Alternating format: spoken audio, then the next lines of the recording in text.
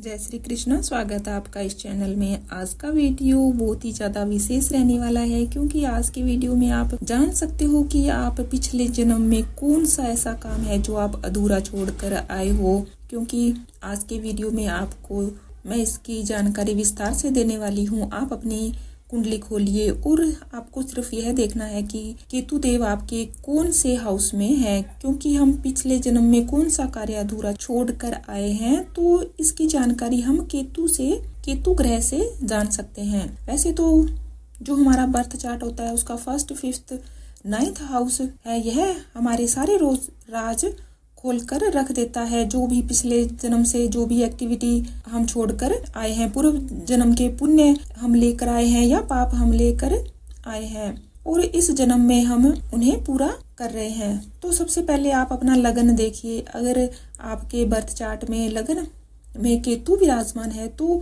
यहाँ पर माना जाता है कि आप पिछले जन्म में खुद के लिए कोई कार्य कर रहे थे जिसे आप अधूरा छोड़कर आए हो, यानी कि आप स्वयं की उन्नति के लिए कोई कार्य में आप व्यस्त थे।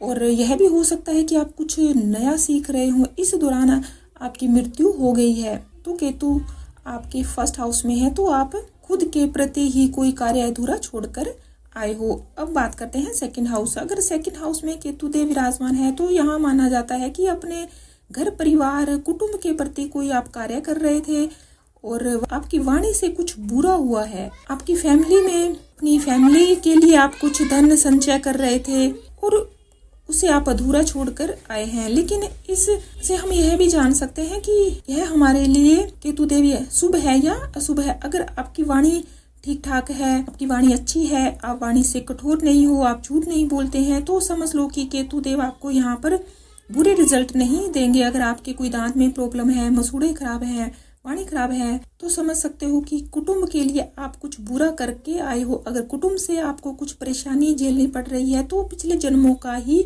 आप यहाँ पर भुगत रहे हो।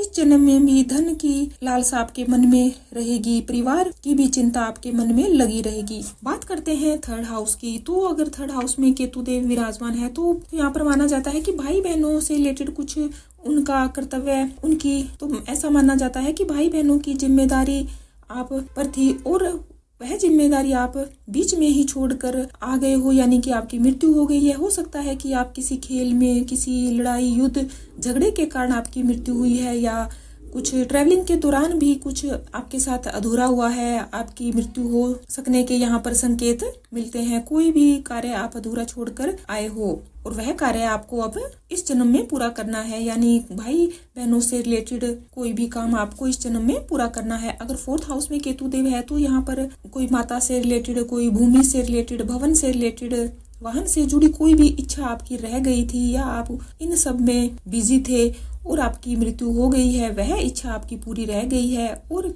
इस जन्म में वह आप पूरी करोगे। और बात करते हैं 5th हाउस, यानी कि अगर 5th हाउस में केतु देव है तो यह हाउस हमारे संतान का होता है। आप संतान के प्रति कोई उत्तरदायित्व अधूरा छोड़कर आए हो, शिक्षा को भी पूर्ण करने में आप सक्षम नहीं थे, कोई न कोई कार्य शिक्षा से जुड़ा हुआ आप छोड़कर आए हो और इस जन्म में आप अपनी संतान को लेकर काफी इमोशनल रहोगे। शिक्षा को लेकर भी कोई न कोई जिम्मेदारी इस जन्म में आपके ऊपर रहेगी या आपके बच्चों को कोई कष्ट हो रहा है तो हो सकता है कि पिछले जन्म में कोई गर्भ भी नष्ट हुआ हो सकता है। और 6th हाउस की बात करें तो 6th हाउस में अगर केतु देव विराजमान है तो यहाँ पर रोग ऋण शत्रु के कारण या इनके दबाव के चलते आपकी मृत्यु हुई थी। और प्रेजेंट लाइफ में अगर इनसे रिलेटेड कोई प्रॉब्लम आपको है तो माना जाता है कि कोई न कोई जिम्मेदारी का काम आप कर रहे थे, रोग ऋण शत्रु के कारण आपकी मृत्यु हुई है। किसी रोग से अगर आप पीड़ित हैं या शत्रु से कोई पीड़ित हैं तो हो सकता है कि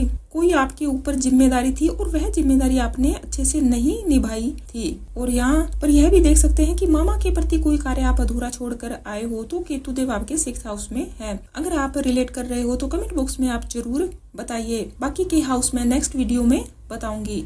इस चैनल के साथ जुड़े रहने के लिए आपका बहुत बहुत धन्यवाद।